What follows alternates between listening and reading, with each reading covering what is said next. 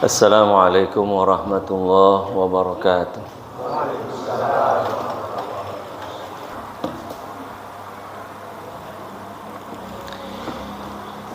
Innal hamdalillah nahmaduhu wa nasta'inuhu wa na'udzu billahi min shururi anfusina wa min sayyiati a'malina. Man yahdihillahu fala mudilla lahu wa may yudlil falan tajida lahu waliyyan mursyida. Asyhadu an la ilaha illallah wahdahu la syarika lah wa asyhadu anna Muhammadan abduhu wa rasuluhu la nabiyya ba'dah. Allahumma fasalli wa sallim wa barik ala nabiyyina Muhammadin wa ala alihi wa ashabihi wa man tabi'ahu bi ihsanin ila yaumiddin. Amma ba'du, fa ya ibadallah, usikum wa nafsi bitaqwallah kama qala Allah ta'ala fi kitabihil karim. A'udzu billahi minasy syaithanir rajim. Bismillahirrahmanirrahim. Ya ayyuhalladzina amanu taqullaha haqqa tuqatih wa la tamutunna illa wa antum muslimun. Shadaqallahul azim. Ma'asyiral muslimin, sidang Jumat yang dirahmati Allah. Kalau kita menengok kalender hijriyah kita, maka sekarang ini kita sudah kembali berada di bulan Rajab, salah satu bulan yang Allah muliakan. Dzulqa'dah, Dzulhijjah, Muharram, dan bulan Rajab. Selain bulan ini bulan yang dimuliakan, juga para ulama kita, para sejarawan kita meyakini bahwa pada bulan Rajab ini pernah terjadi peristiwa yang sangat luar biasa, yaitu peristiwa Isra dan Mi'rajnya Nabi Sallallahu Alaihi Wasallam. Peristiwa yang sangat dahsyat, peristiwa yang sangat fantastis, yang pasti memberikan kepada kita, mengajarkan kepada kita begitu banyak pesan, begitu banyak pelajaran. Nah, pada kesempatan ini saya hanya ingin mengingatkan kepada kita kembali salah satu pesan yang Allah ingin sampaikan kepada kita melalui peristiwa Isra dan Mi'rajnya Nabi Sallallahu Alaihi Wasallam. Ma'asyiral muslimin rahimakumullah, kalau kita membaca ayat yang menjelaskan peristiwa Isra dengan teliti, dengan seksama, di sana Allah Subhanahu wa taala menjelaskan Maha suci Allah yang sudah memberangkatkan hambanya dari Masjidil Haram ke Masjidil Aqsa, dan seterusnya sampai akhir ayat. Pada saat kita membaca ayat itu, pernah tidak kita bertanya kembali kepada Al-Quran? Begitu caranya kita membaca Al-Quran. Jangan kita disibukkan untuk menghitung pahalanya. Pahala itu sudah ada yang menghitung. Begitu kita membaca Al-Quran dengan ikhlas, itu argometernya jalan dengan sendirinya. Tapi pertanyaannya, berapa banyak informasi, berapa banyak pengetahuan baru yang kita peroleh setelah kita membaca Al-Quran. Nah, karena itu ketika kita membaca Al-Quran, coba-coba tanya kembali kepada Al-Quran itu, kenapa begini, kenapa begitu. Nah, salah satu di antaranya, pernah tidak kita bertanya, kenapa Allah Subhanahu wa Ta'ala memberangkatkan nabinya dari masjid ke masjid? Kita lupakan sementara nama masjidnya, tapi yang kita coba ingat, kenapa Allah memberangkatkan nabinya dari masjid ke masjid? Kenapa Allah tidak memberangkatkan nabinya dari rumah beliau ke rumah seseorang lagi, misalnya di Baitul Maqdis? Nah, tidak ada penjelasan terhadap hal ini kecuali Allah Subhanahu wa Ta'ala ingin mengingatkan kepada kita akan pentingnya, akan strategisnya sebuah tempat yang namanya masjid dalam kehidupan kita, dalam membangun peradaban kita. Ya, jadi setiap tahun kita memperingati peristiwa ini. Setiap kali itu pula kita diingatkan akan pentingnya satu tempat, satu institusi yang namanya masjid ini, yang sekarang kita kaum muslimin sudah meninggalkan dia. Kalau hari Sabtu, hari Minggu subuh, saya suka sholat subuhnya berkeliling. Hampir tidak pernah saya sholat subuh di kampung saya kalau hari Sabtu, hari Minggu. Dan saya tidak membawa jamaah supaya saya bisa lihat berapa banyak sih masyarakat Kota Depok yang sholat subuhnya di masjid. Ya, saya mendapatkan ada beberapa perbedaan. Kalau di wilayah-wilayah yang secara ekonomi, secara pendidikan rendah, itu angkanya cuma di sekitar 2%. Biasanya saya tanya, Pak RW, ada berapa warga kita di sini? Ada sekian ratus, Pak. Tadi yang sholat cuma sekian, oh berarti cuma 2%. Kalau di perumahan-perumahan menengah, itu antara 5 sampai 7%. Di perumahan menengah ke atas itu lebih tinggi lagi, antara 7 sampai 10%. Inilah asli. Nah, karena itu pada kesempatan ini saya ingin kembali mengingatkan kepada kita akan pentingnya tempat, pentingnya institusi yang namanya masjid ini. Selain melalui peristiwa Isra Nabi Shallallahu Alaihi Wasallam,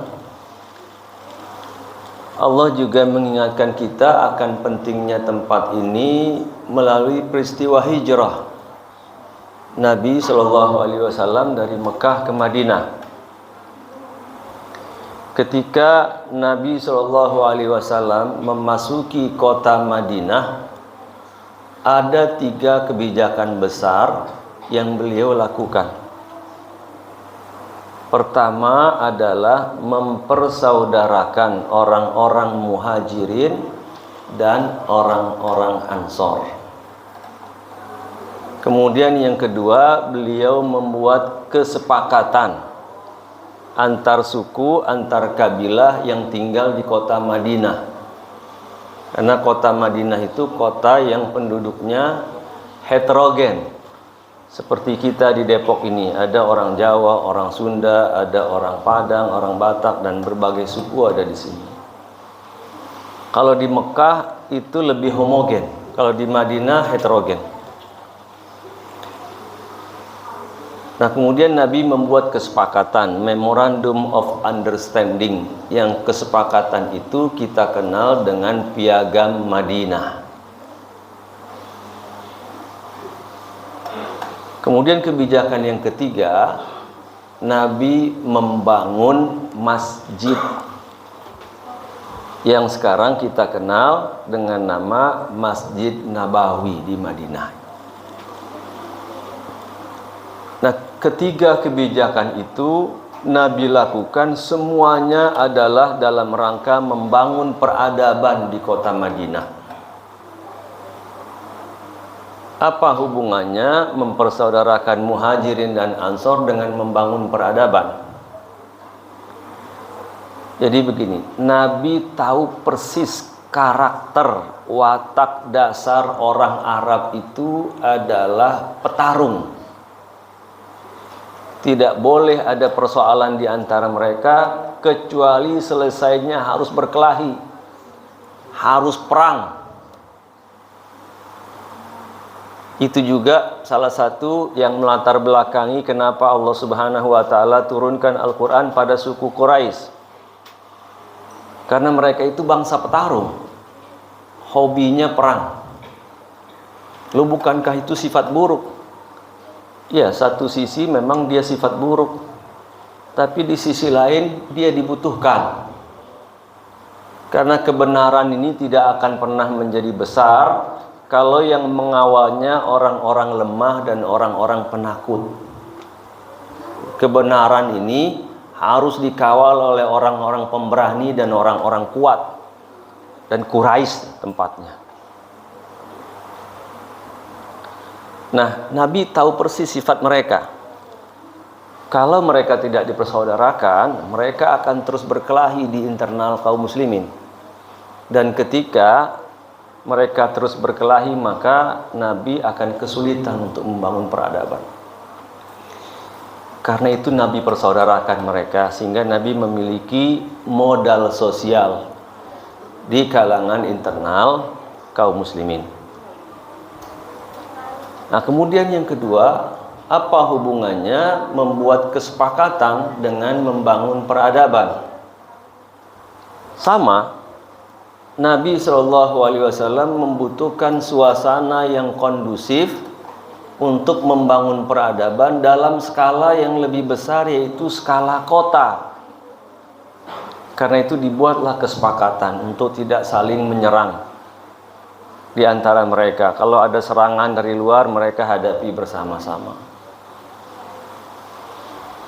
Jadi dengan begitu Nabi memiliki lagi modal sosial kedua yang lebih besar, yaitu skala kota.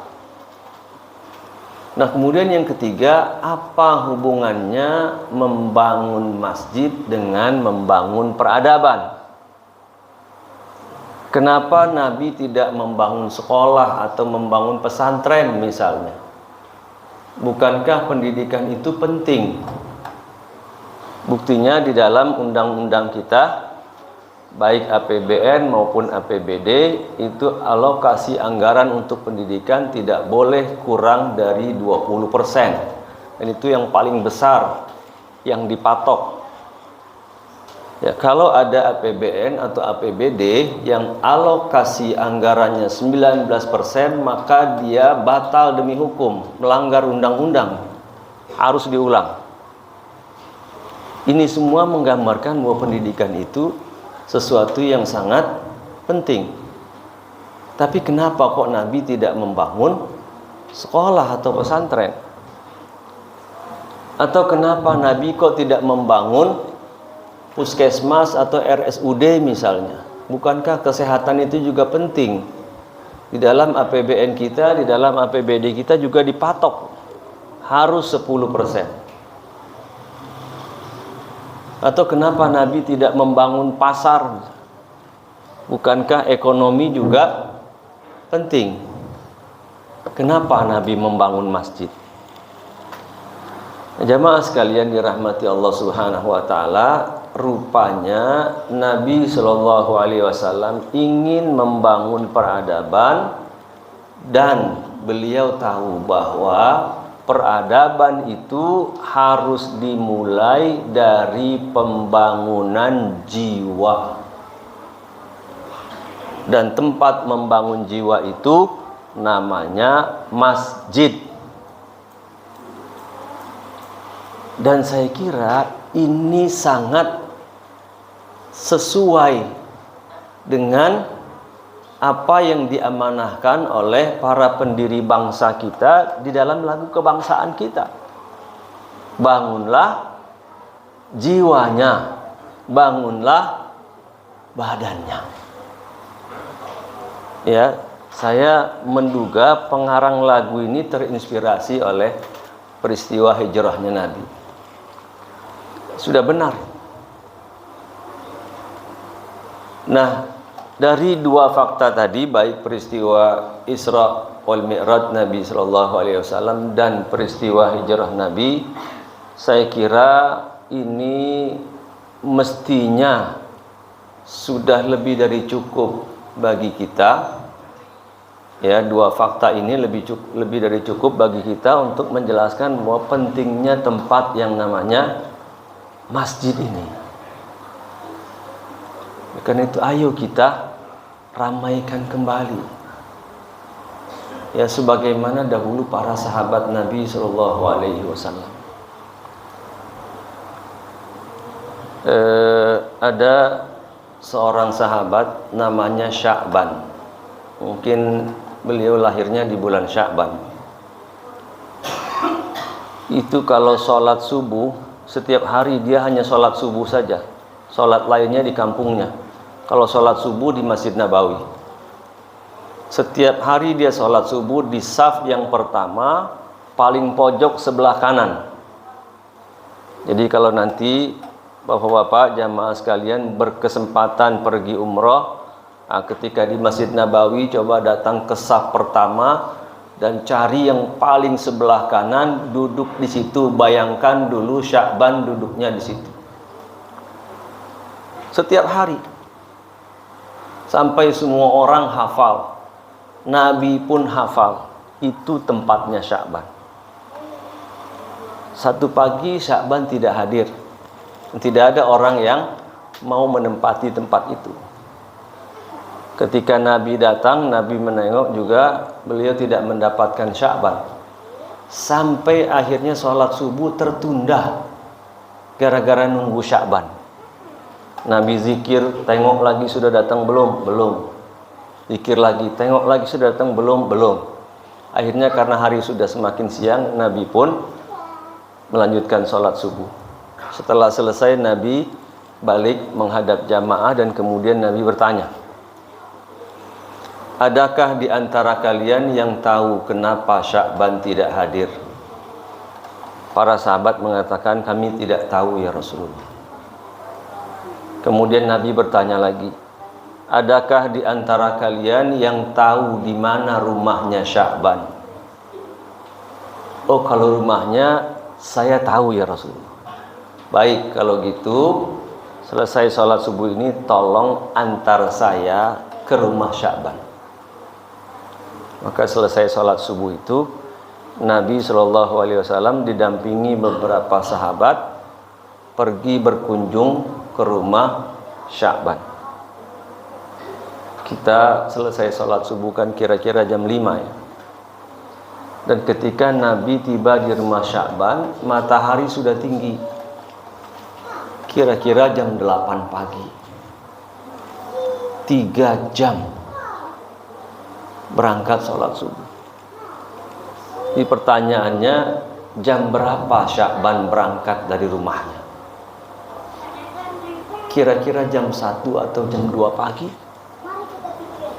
Beliau berangkat di tengah malam gelap dingin ke Masjid Nabawi untuk sholat subuh di sini. 3 jam. Coba kalau kita ukur 3 jam, kalau kita ke arah utara jalan kaki itu 3 jam, mungkin kira-kira sampai Pancoran atau bahkan lebih. Coba kita bayangkan lagi kalau di Depok ini tidak ada masjid dan baru ada di Pancoran sana, kira-kira kita pergi tidak? Kita bersyukur Di lingkungan kita hampir setiap RW ada masjid. Jaraknya cuma belasan meter. Tapi kenapa kita tidak berangkat? Tapi memang perjalanan terberat di dunia ini adalah perjalanan menuju masjid. Bukan haji, bukan umroh, bukan mengambil gelar doktor 5 tahun di Amerika, bukan. Itu semua ringan. Perjalanan terberat dalam hidup ini adalah perjalanan menuju masjid. Coba kita lihat di masyarakat kita. Berapa banyak orang yang pergi haji. Sampai waiting listnya di Depok itu sudah 31 tahun karena begitu semangatnya orang untuk pergi haji. Ketika pergi haji jam 2 pagi mereka sudah bangun siap-siap mau sholat subuh. Kejar-kejar bus merah supaya tidak ketinggalan. Ketika mereka pulang haji, mereka tidak lagi pergi ke masjid mereka yang jaraknya cuma belasan meter dari rumahnya. Jadi pertanyaannya, mana yang lebih berat? Pergi haji ke Mekah sana atau pergi ke masjid kampung kita? Begitu pula orang yang nggak kebagian haji, dia pergi umroh, sama 30 juta dikeluarkan uang, dibela-belain pergi umroh 5 waktu di Masjid Nabawi, di Masjidil Haram. Ketika mereka sudah kembali ke kampungnya, mereka tidak kuat melangkahkan kakinya ke masjid di kampungnya yang cuma belasan meter. Di pertanyaannya, mana yang lebih berat, umroh atau pergi ke masjid kita? Kita juga banyak orang yang luar biasa semangat mengambil gelar doktor S2, S3 ke Amerika, menghabiskan uang ratusan juta bahkan miliaran. Setelah dia pulang ke kampungnya, dia tidak kuat melangkahkan kakinya ke masjidnya yang cuma belasan meter. Pertanyaannya, mana yang lebih berat? Mengambil gelar doktor atau pergi ke masjid? Jangan bangga kita punya anak doktor kalau dia tidak ke masjid. Buat apa gelar tinggi-tinggi itu nanti akan jadi azab Allah Subhanahu wa taala kalau kita tidak ke masjid. Ketika Nabi SAW tiba di rumah Sya'ban, kemudian Nabi bertanya kepada istrinya, kenapa suami ibu pagi tadi tidak ke masjid? Kata istrinya, suamiku sudah wafat kemarin sore, wahai Rasulullah. Begini harusnya kita. Jangan ada yang memisahkan kita dengan masjid kecuali namanya mati. Jangan ketika hidup kita tidak mau ke masjid, nanti udah mati baru dibawa ke masjid. Sak pertama pula. Ayo sekarang, mumpung masih hidup, kita ramaikan masjid kita. Kemudian istrinya bercerita, pada saat suamiku sakaratul maut kemarin, dia ada berteriak keras sekali, wahai Rasulullah. Kami semua mendengarnya sangat jelas, tapi tidak ada di antara kami yang tahu apa maksudnya. Kata Nabi, suami ibu bilang apa pada saat sakaratul maut? Ada 3 yang dia katakan. Yang pertama, ya Allah, kalau tahu begini, kenapa tidak semua saya berikan? Terus apa lagi katanya? Yang kedua dia mengatakan, ya Allah, kalau tahu begini, kenapa bukan yang baru yang saya berikan? Terus apa lagi? Yang ketiga dia mengatakan, ya Allah, kalau tahu seperti ini, kenapa tidak lebih jauh lagi saja rumah saya? Nabi menjelaskan kepada istrinya, ibu, pada saat suami ibu sakaratul maut, Allah Subhanahu wa ta'ala memperlihatkan beberapa amal yang pernah dia lakukan. Yang pertama, ketika dia mengatakan kenapa tidak semua saja, Paknya pernah pada satu malam dia pergi ke Masjid Nabawi, dia membawa bekal roti. Di tengah jalan dia bertemu dengan orang yang kelaparan. Akhirnya dibelah duanya roti itu dan separuh diberikan kepada orang itu, separuh dihabiskan. Dan itu sudah benar. Kalau saya jadi Sya'ban belum tentu juga saya bagi itu orang. Nah, kemudian Allah Subhanahu wa taala memperlihatkan balasannya. Setelah itu dia mengatakan, ya Allah, kalau tahu seperti ini balasannya, kenapa tidak semua saja saya berikan? Kemudian yang kedua, ketika dia mengatakan, kenapa bukan yang baru yang saya berikan? Rupanya pagi itu dingin sekali, dia pakai jubah 2 rangkap. Di Masjid Nabawi ada orang kedinginan, dilepas satu jubahnya diberikan kepada orang itu. Dan dia tidak sadar bahwa yang diberikan itu jubah yang lama. Allah kasih lihat balasannya, ini balasan jubahmu. Karena itu dia mengatakan, ya Allah, kalau tahu begini kenapa bukan yang baru yang saya berikan? Dan ketiga, ketika dia mengatakan kenapa tidak lebih jauh lagi saja, rupanya Allah memperlihatkan kepadanya balasan dia sholat subuh, berangkat 3 jam, pulang 3 jam. Ini balasannya. Dari situ dia mengatakan, ya Allah, kalau tahu begini, kenapa tidak lebih jauh lagi saja rumah saya? Coba bayangkan, sudah 3 jam saja masih menyesal, apalagi kita cuma belasan meter. Nah, karena itu ayo melalui peristiwa Isra al-Mi'raj ini kembali kita ramaikan lagi masjid-masjid kita, lupakan perbedaan-perbedaan furu'. Pakai kunut, nggak pakai kunut, jangan itu menghalangi kita untuk berkunjung ke masjid kita. Mudah-mudahan Allah Subhanahu wa taala mudahkan kita semua untuk meramaikan masjid kita. Barakallahu li wa lakum fil Qur'anil Karim wa nafa'ni wa iyyakum bima fihi minal ayati wa dzikril hakim wa taqabbala minni wa minkum tilawatahu innahu huwas samiul alim. Aqulu qawli hadza wa astaghfirullahal azim li wa lakum fastaghfiruhu innahu huwal ghafurur rahim.